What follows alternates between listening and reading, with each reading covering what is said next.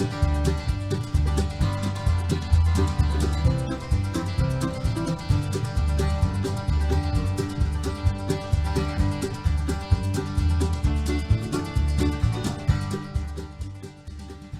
welcome back to Kentucky Fried Wargaming, where two guys who aren't qualified to talk about anything decide to talk about a game with hard math and chance. I'm Joe.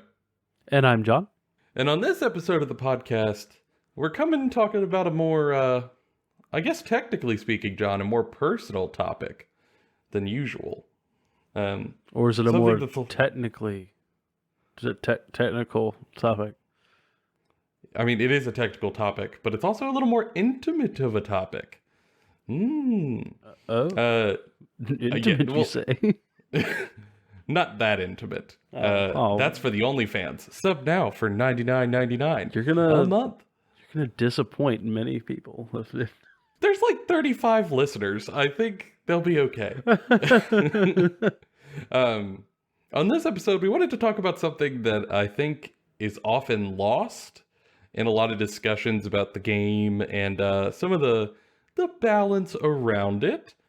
And that is the idea of a local meta. And why you might want to consider this idea rather than what's necessarily top tabling at GT tournaments or, for a Warhammer World or whatever giant thing is happening. Yeah, we'll get into that.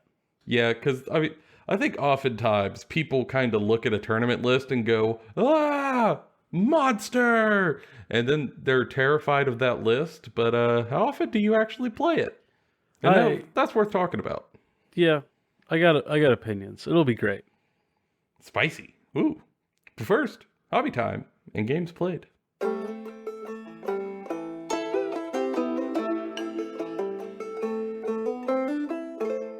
All right, John. Hobby time. Yeah. Games played. What you been up to? So, games played. I played a game against Necrons. That was very fun. It was very great.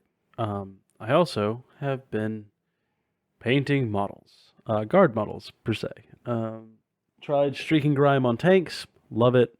Through an airbrush. It's very good. Uses a wash. I'm planning on using oil-based washing soon to try out some different stuff with that. And I've been basing Guardsmen, which is a very tedious task, but it looks so good. I'm very happy with There's just so many dudes to base. Yeah. There's just so many. And going forward, I'm just wanting to get all of that done and ready now so that as I expand the collection in the future, I have to do less of it because that is what I've always done is I leave basing till last and I always put it off. And I'm like, I'll do it later. And then next thing you know, I've got 100 clan rats that aren't based and they need to be. Yeah, that could be a problem. Yeah, it is a problem for me. They're looking at me right now. Judging you, John. Always judging. But other than that, I've been preparing for our big game weekend this weekend, and also for what is sure to be a winter full of painting. I'm going to try to get through a lot of my backlog this winter, or paint stuff that I just have on the shelf that I haven't painted. I'm going to maybe do a White Scars test paint. I might repaint my Space Marines White Scars. Don't you judge me. John! I have an airbrush, and I've always wanted to paint White Scars because I love it, but doing it with a base brush was too hard. Don't judge me. I mean, at least I'm painting. Like you can't be mad at me if I'm painting. That's fair. You could paint the same model 80 times. It still counts.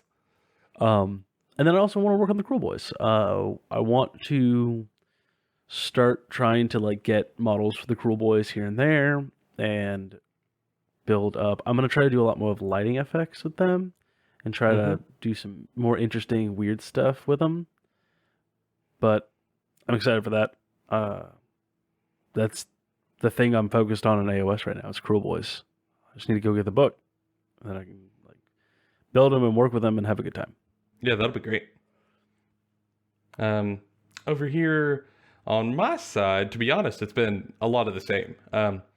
This weekend, as we're recording this weekend, literally tomorrow, people are coming into town to hang out and play Warhammer 40k all weekend. or as people have referred to it now in the little group, Joe HammerCon 2021, where a bunch of nerds are going to land drop pods through my front door and assault my gaming tables for a full 3 days.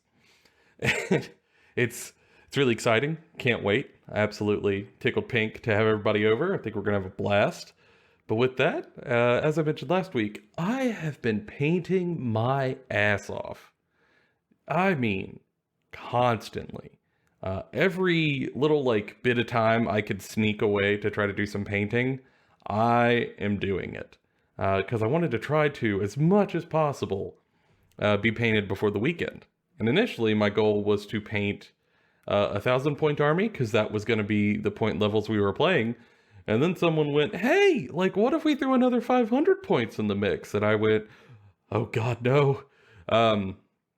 But I didn't actually say that out loud, because I'm a good person. So I just silently found 500 more points of models and added them to the paint docket in an already crunched time frame, which is great. It's great. It's really fun to paint under pressure. And to be honest, if I didn't lose a couple of days to holiday festivities, I think I would have got it done. Because even with losing like 4 days to Halloween stuff, man, I am shocked at how many models are sitting over there on that table painted. I'm looking at a captain, a librarian, a medic, 3 aggressors, 10 intercessors, 3 inceptors, 5 blade guard veterans, 6 eradicators, also some like really cool flying rocket smoke bases for the inceptors that are painted up and ready to go. Did all the power weapons in like a magma theme. It is coming along. The only thing I don't think I will paint in time is the dreadnought that I'm bringing. Just no time. For shame. Just no time. For shame. Yeah. How dare you? You know what would have been really, really fun to paint in those 4 days that I lost? The dreadnought. Yeah. Why don't you just go get that thing from that Harry Potter movie, the little spin dial thing where you can like pause time or rewind time? Oh, the time twister or time turner. Yeah, so you can don't you talk about Twister. I love that movie. Who doesn't love that movie? That Meemaw kicked ass. All-time greatest Meemaws. We should do an episode called Top 10 Greatest Meemaws. Yes. Yeah, if I could have got one of them there magical doodahs, I would have. Lord knows I would have. I'd have painted both patches at once. Yeah, I'm trying my best to get it under the radar. And like, just for people out there, there's nobody saying you have to paint to come to JoeCon 2021. It's just, it's a goal to shoot for. Who doesn't like having a goal to shoot for? Yeah, well, it's less of a goal and more of like we both have the attention span of like a TikTok video, and so we need a deadline for us to feel a crunch and pressure, and then we're like, damn, we got to get this done. Yeah, but it's like a soft deadline. Like nobody's gonna get mad at you if you like don't do it. It's like that's not the point. The plastic boys will be mad at me if I fail them. These Toy Story rules. I can't have my toys angry at me. So yeah, I have been pushing hard like only a burnt out former gifted and talented AP student could. Just absolutely eaten up a deadline. So, even though I did not get all 1,500 done, if I would have shot for just 1,000 as originally anticipated, even losing 4 days to Halloween, man, I'd have been coasting in here on Easy Street. It's kind of incredible. And like, let's be honest, if after this whole weekend, I don't have enough hype to just finish up the Dreadnought, I have failed miserably. Okay, but you just said weepend instead of weekend, and I'm really hoping that at some point I get to use that against you this weekend. I think that'll be the greatest joke I'll have all weekend, is if I can beat you in a game with guard and go, how's your weepend going? Or if I have to reinforce your boys to try to save them and they all die anyway, I get to use weepend. Yeah. I will just weep for their sacrifice. Yeah. Poor At some point, you're going to be beset by traitors, and I must assist you. I'm morally obligated as a Salamanders player. It's probably gonna be robots. It's probably them damn Egyptian robots again. Good God. Yeah, they're bringing like a god trapped in a diamond or something. I don't know. Yeah, something about Steven I'm Universe or something like that. I don't know. I'm just going to shoot him with eradicators until it stops moving or I stop moving. That's generally the response to all threats. But yeah, y'all, like it has been hobby palooza over here. I feel like I should have more to say, but like it's a whole lot to say. I've just painted nonstop, but I've been so busy I didn't even post the crap on Instagram. Like I just kept painting. Yeah. Instagram requires slowing down and doing things in stages and getting different pictures at different points, and like no time, only work. But I will try to post those now that things are slowing down a little. And also, we'll have an upcoming episode on Joe HammerCon 2021 to talk about how the weekend went. And, what we think we did right, what was super fun, and maybe what we can improve on in the future, because we want to have more of these events as we keep on going, which I think would be fun. So look for that episode coming up soon. But first, we've got to move on to the topic of this one.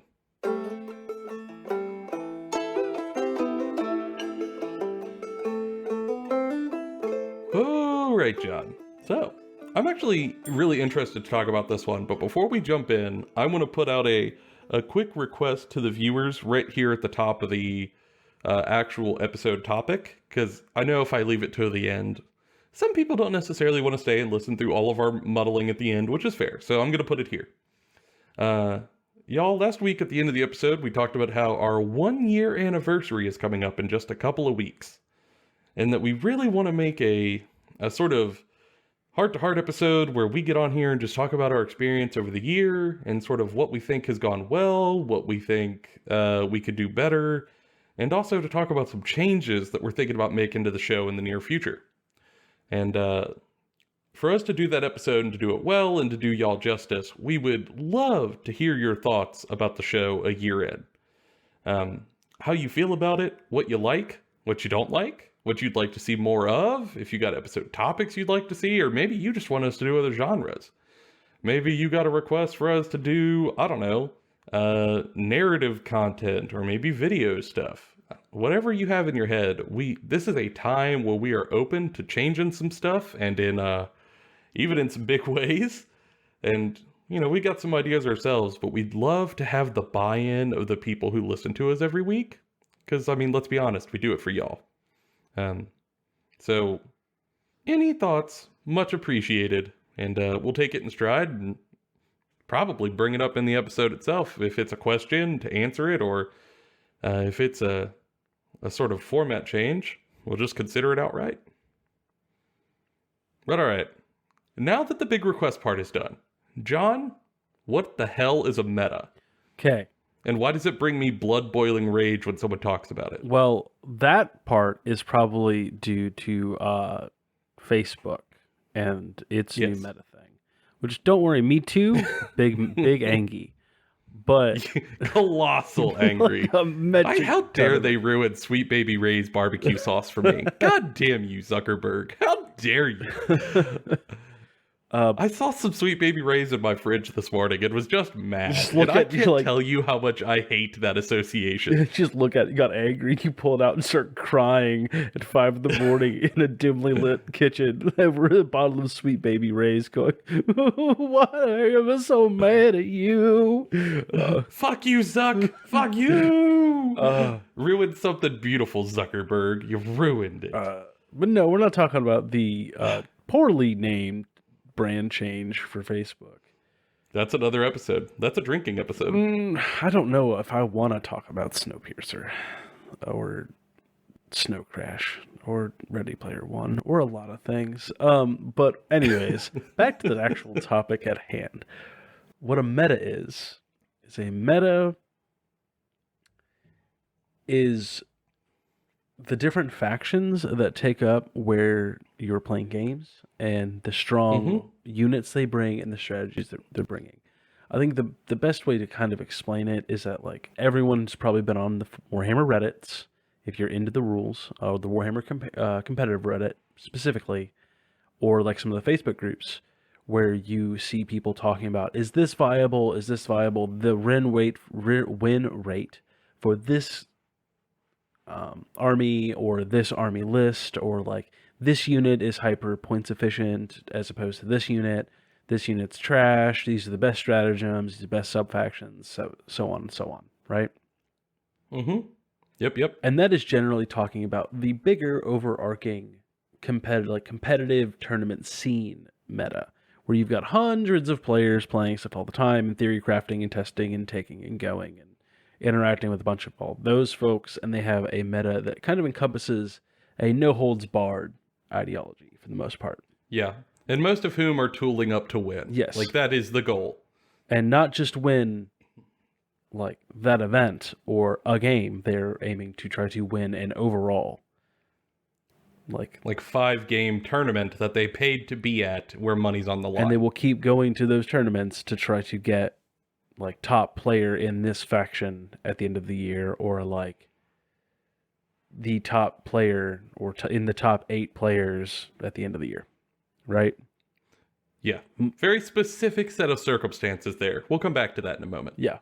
But a local meta is something slightly different. It is which you and your friends, or you and your play group, or you and your game store, and what the power level of stuff people bring there is. For instance, in our Warhammer 40k, a local like group, for the most part, we are missing some factions, right? Like, we don't often have someone playing Genesealer Cult. We don't have anyone really play Admech, or like Sisters, or like any of like Dark Angels, yeah, Dark or Angels. like Blood Angels. Yeah. And so that might not always be the case, but currently we don't. So we don't have to worry about what those factions bring to the table. For instance, in the competitive scene right now, Admech is very, very strong. We don't have to prepare to face some of those boogeyman things about Admech in our meta. So we can bring different units and we can do different things. And I think that's an important distinction, that when people talk about the meta, they put that little qualifier in front of it, the meta. It almost implies like it is the one set of circumstances by which all outcomes should be derived. And at least when I was new to the game, it felt that way to me. Like, there's this, I don't know what to call it, but sort of like an internet hive mind that's sort of running around. And they will sometimes decide that something is quote-unquote trash or bottom tier in the meta. Well, and this is where I'm gonna pop in and give a little one of my opinions that I hinted at earlier. And that is, I think that a lot of people forget that most of this game is not about what you bring to the table, but is what you do with it. There's lots of people out there who bring a net list to their local like tables and still lose because they don't know how to pilot that list. And similarly, on these internet like groups, they get these big zeitgeist almost like ideas of like, this is the best stuff, but are forgetting like the practicality of it and how people are going to actually interact with it. And so I think a lot of that stuff you see online, you really got to take with a grain of salt. In that, remember that for the most part, a lot of the people constantly talking about that probably think and talk about the game more than they actually play the game. And they're giving you their thoughts and opinions. They're not giving you their practical, practiced experience. Generally. Well, and even the ones who are giving you their practiced experience in a competitive scene that you're not at. Right. Like you're just not at. You're just not there. And sometimes they give it so aggressively that you might even feel down about your own army or force or like whatever you play, because this isn't just Warhammer. Like, I'm sure this happens in every game system out there for tabletop wargaming, but like you might even get down on your own faction because it's supposed to be quote unquote garbage. But man, in your neck of the woods, might not be the case. I'll give you an example. For a long time, Sylvaneth were the worst army in the game, well, tied with, I think, Beast of Chaos. Yeah, my coat boys, so bad. Statistically speaking, we were garbage. We were absolute garbage. We were getting stomped at every tournament. No one was placing with them. Like the rules were clunky and the models were expensive, and just all in all, it was a rough time. All right. However, I, at my own local area, am undefeated with Sylvaneth. Undefeated. Never served an L. Yet, in my brain, I was still being told, like, oh, these is the garbage army, man. And, maybe if I was at a 500-person tournament, it might be. It very well might be. In that tournament, you got to assume that out of 500 people, all like 30 factions are probably going to pop up at least once. So there's a huge variety. And you also got a really strong pool of player experience there, because assuming they came out to this like pro GT tournament, they're probably all really gunning to win. And they at least think they got the ability to do so. There's probably a reason. But where I played, it's just a local group of friends who play every once in a while for fun. Like, I wasn't getting stomped out by the tournament winning list with tech lists and like a 20 or 40 archers. Not a problem for me. So I didn't perform the same way. Or Seraphon. No one was running the Slon Death Star that like nuked 40 wounds on the board or whatever. Just didn't come across it because no one here played it. And in those instances, it wasn't until I experienced that I kind of like separated the idea. And if I can help someone accelerate that realization, I think it's healthy to do so. Because let's be honest, like the competitive meta for people who don't go to tournaments doesn't mean a damn thing. Not one bit. Not nothing. Just doesn't apply to you. Rather, what I think is much more important, as John mentioned earlier, is that you take stock of the people you play with. And that's the thing we really want to urge for. Because with that knowledge, you could really kind of help yourself make your lists a little more fun to play against those people. And so, John, what do we mean by that? Well, before we dive directly into that, we can talk about what you can pull from that stuff real briefly. There's a lot of podcasts who discuss like why they built their list this certain way, and there's YouTube video channels do the same thing. You can watch that stuff and not just copy it, but kind of learn the methodology and adapt that for your casual meta or local meta, because you might have a local meta that is more competitively focused and less casually focused, and you still want to build strong lists, but it's a different kind of meta. And that's a little tidbit hint there to drop there. But if you're playing in a more casual environment like we are, the benefits of knowing your local meta and how to allow it to change how you build your lists allow you to not build something that's going to make people feel really bad, right? Mm-hmm. That's a very possible thing to do. And I've been in situations before where in my local play group, there was somebody who took advantage of the fact that there wasn't something to counter his egregious list and brought stuff to counter each individual opponent he was playing against. He would go out and buy units specifically to counter them. And that's kind of like the dark side of it, right? Mm-hmm. That's turdish. Yeah, it's real bad. Don't do that. Huge turd. Yeah, huge turd vibes. Yeah. Now, if you are playing with a bunch of people in which they are all trying to do that to one another, that is different. It's a different kind of social contract. And recognizing that first is what kind of social contract am I in with my local group is the first step in figuring out what your meta is, right? Because you don't know how far to dial up the power until you know like how high everyone's going, right? And then I think yeah, like that's the first thing that you really need to get like hammered in. Yeah, if you miss that point, everything else is kind of moot. Yeah. Because let's be honest, if you are either bringing in a super terrible list to get a bunch of people trying to tournament prep, or if you bring a tournament list to a bunch of people trying to learn the game, in either case, they're going to have such a bad time, you will not be a part of that local meta anymore. So, that's the first most important tip, and you can figure that out from kind of looking at the people around you. Are they all playing the Boogeyman lists? Are like they all running AdMech and Dark Eldar and all the tournament stompers? All right, good indicator. Or is everybody just kind of playing with models that they think look cool? all right, probably an indicator of the opposite. And I think And from a good there, you could kind of dial in. yeah, and a good first step if you are a more veteran player who knows more about, the rules and what's popular, what's broken, what's not. Maybe you played a couple of editions. Maybe you are the guy who does a bunch of research about everything that's going on in the meta and you read a bunch of stuff online. Well, maybe ask your buddy to send you their list before you make yours so you have that as a frame of reference when you're building yours to kind of build built-in interactions that they can have with your list and have a more interacting and fun game, even if you're still trying to win, without it being Hmm. a curb stomp. And that's also very useful. And if you do that for a while with your whole group, you can kind of bring them up to speed to where they can kind of do the same thing with you.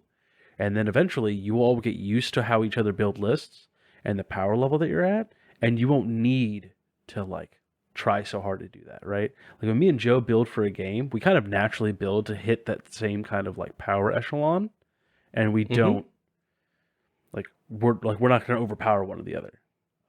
And if I have Hmm. like a worry about it, I'll shoot it to him and be like, "Hey, bud, like this list got like 3 of the same tank, and then 3 of another thing that's really good, and 3 of another thing that's good." And he might message back and be like, "Hey, bud, I got like a rocket launcher." Like maybe don't do that. Hey, bud, I don't have any anti-tank models. Maybe ease up. Or maybe the opposite. Maybe I go, oh, you're bringing a bunch of tanks. Yeah, I have like 6 eradicators sitting in the cupboard. I'm gonna go throw those in the list. We're cool. And like Like, it works yeah, and if in either case. yeah, and if you're really good, like if you're really new, right? You're really new to this hobby, and maybe you and a group of your buddies are all wanting to get involved. An escalation league is the best way to do this, where you start with like 500 points, and then everyone starts buying units to kind of counter one another, but in a way that's more fun, right? Like you all are kind Hmm. of going to the same power levels, keeping it relative the same. It's very good, very great way And to do it. then you get to learn that little meta as you go because you are playing games against multiple people consistently, constantly, on like a schedule of some sort with an escalation league. Yeah, And I think that leads into my next piece of advice is once you kind of get the idea of, the competitive level of your particular meta, whatever that is, and you go to like make a list for that appropriate competitiveness, whether tooled up or tooled down. When you go to play, just try to play as many games as you can against different people in that meta, because that repetition is going to help you immensely to understand it and to really like fine tune in your assumptions about the attitudes of people, what factions they play, how hard they're coming at you versus how hard you're coming at them, um, and also just general mentality about people and game strategy, which is another important piece of your local meta. um, are people genuinely thinking about objectives and trying to play for that heavily to win on victory points? Or are they just throwing all caution to the wind and charging at you turn 1 as a general rule of thumb? um, things like that, even just differences in playstyle, can really change how your meta works compared to a competitive scene. yeah, and it will impact your fun. Because, like, I'm going to make an assumption here that if you are playing the game casually with your buds, that the objective is not to win or beat the opponent, it is to have fun first and then also try to win, right? It's still a game, there's still a Hmm. winner and the loser, but the objective is to have fun while doing it. Build Exactly. lists and Exactly. work together to accomplish that goal. So if you've got, 6 people in your friend group, one person has a super busted army, and everybody else is playing crappy armies, well, maybe try to help everyone tool their lists up, right? And help the other guy tune his list down so that it kind of reaches an equilibrium. Or maybe you've got one guy in the playgroup who's just like, he's got a pretty good army. He's got a nice little fat middle army that does pretty good, but just loses every game. And he just can't seem to get it. And like, maybe ask him if he wants some help or like wants some like assistance with coaching, like how to think about things differently, to Hmm. help him have a good time. Especially if they're having a bad time, uh, a lot of people will be a little scared to reach out and be like, hey, I'm dog shit at playing this strategy game, but I really want to play it and have a lot of fun. I just don't like losing every game. And like kind of giving out a hand, and then you can better understand their army, and you can learn how to shape the meta around kind of teaching this person how to get better. Mm-hmm. And then the whole meta can get a little bit stronger and a little bit stronger until eventually you're doing tournament prep, and then you're going to tournaments. Who knows? Rising tides raises all boats. Yeah. There's something to be said for that. And I think, regardless, if you go through those steps to try to understand the meta, you are going to be in a better place to enjoy your time playing in that meta, whether that's with your friends or at a local game club or at a league. Because if you instead, you try to keep up with, let's call, the competitive meta, you're gonna be a little miserable. You will be chasing a ever-shifting, ever-growing, ever-changing dragon that is far too elusive to ever actually be caught. But you'll really think you can, and in the end you will be a grumpy old FUD yelling on Reddit. And it's just not worth it. And truthfully, just not, y'all. If you want to be good at the game, you're probably not going to be very good at the game either. Just to be completely fair.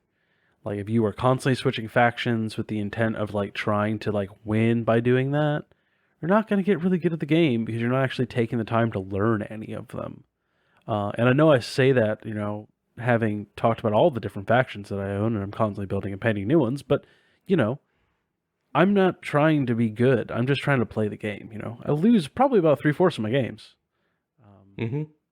And I know I could probably win more if I just stuck with a faction for a long time and got really good at it. But, like, I don't know, I just like playing with toy soldiers. I don't care if I win or lose. Fair enough. And adopting that methodology really helps. It does. And you just be happier people. And let's be honest, man. That's what we want for our listeners. Yeah. Yeah, I think this is a point that some people will kind of belabor on about. But that's the heart of it. That, like, your local meta is the most important thing. And if you focus on that, you're going to be happier. You're going to learn more. You're just going to have a better time. And I would hate to bury that point. Yeah, and as a cautionary tale, so nobody blows a bunch of money on something. If you go online, right, and just try to copy a tournament list that you see, and you bring it to your local game shop, one of two things is generally going to happen, right? You're either going to lose spectacularly and be very mad and not understand why how the tournament player won with that list, or you're going to utterly crush your opponent and actually not have fun because it wasn't challenging at all. Neither of those. Oh boy, is good. I blew you off the table turn one. That was a great 15, 20 minutes a game that I drove 45 minutes to play. Yeah. Cool. Like it won't be good time for anybody. So just don't do it. But instead, try to challenge yourself to do the best that you can with a faction that you choose. For instance, you might pick the strongest faction, right? You might, like, right now it's AdMech for what it seems like, right? Maybe you'll pick AdMech 1 because you like the aesthetic, 2 because the rules are really cool and good. I mean, fun, fair. But maybe instead of cracking open a bunch of, like, lists on Reddit and trying to piece together the perfect list for you, that it takes all the most competitive stuff. Maybe just sit, read the book, come up with a list, theory craft it, test it, play with your buds, see how it goes. That's the thing that me and our editor Seth have done for years. In not just Warhammer, but in every game. We used to play War Hordes and do it. We do it in Magic all the time. We're doing it right now in Flesh and Blood, where we will just, like, pick new stuff, tinker with it, play with it, and fight each other with it, and, like, we'll, like, critique each other of, like, well, you could have done this here and it would have been way better, or, like, why did you take this when you could have taken that and it would have been better? Like, that's also very fun and can be a very, like, communal thing in your local meta that kind of makes everyone feel included in a lot of the talks and the processes. And again, it'll just increase your fun. Yeah, the end all be all, like, you get a 2-up armor save, like, against bad times when you focus on having the fun, because it gives you like a 2-up cover save in that dense cover of enjoyment with a 1-up feel no pain. Yeah, because you just can't. Not to mention the re-roll psychic tests that you get from tendies. Choice. Ooh, yeah, that's good stuff. And immunity to morale from the joy and warmth of friendship. Oh, no, that's 2 command points, Joe. You got that wrong.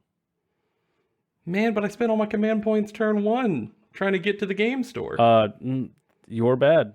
I mean, I'm not over here complaining because I spent all my command points at the beginning of the game to take 16 extra tendies. Curse this friggin' meta. I swear to God, this competitive game's so unbalanced. Yes. I hate it. I don't know why they designed this to intentionally cripple their own game and community. Curse you, GW! Did I do it, John? That was a pretty. Did I do a Reddit? That was a pretty good joke. That's a pretty good joke. That was. Thank Are we you. rambling now? Are we just going to go on a tangent? No. I can't. God, if I keep doing this, no one's going to actually listen to the end, which I want them to because it's always important. So, for you guys out there, do you also have like the issue where you, for a while, paid too much attention to the competitive meta and let it influence your thoughts? Because Joe sure did. And because I damn well did. And I know how I got out of it, but if it happened to you, how did you get out of the rut? Or maybe you're still in it, in which case, dude, stop. Get some help. Stop. Get yourself some help. And for everybody else out there, I will just mention it again. 1 year anniversary is coming up. We love your feedback. We don't like to harp on y'all too much, but for this one, we'd really like to have your thoughts. So that way, when we go into our 1 year show, it'll be as good as we can make it. And any changes will be something that works for you. But until next time, that's been all of our opinions. Bona fide and Kentucky Fried. We'll see y'all on the next episode.